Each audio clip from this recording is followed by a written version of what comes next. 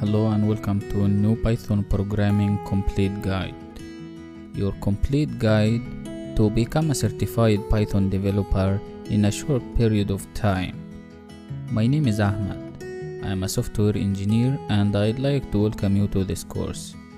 Python is one of the most popular programming languages, which can be used to write applications, also to solve problems in many fields, such as mathematics, financial analysis, data science, machine learning, robotics, server-side, and many other fields that makes Python very helpful for everyone.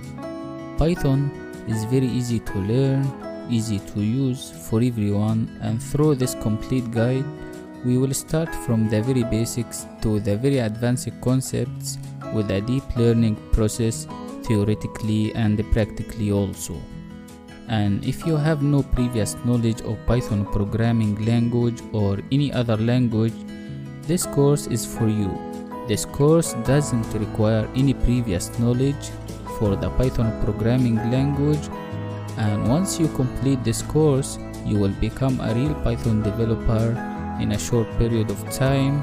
And also, once you learn the Python programming language from this course, you will find that you can pick up a new computer language very quickly. I really hope you will join us in this course. So we have a lot to cover in this course. Let's get started.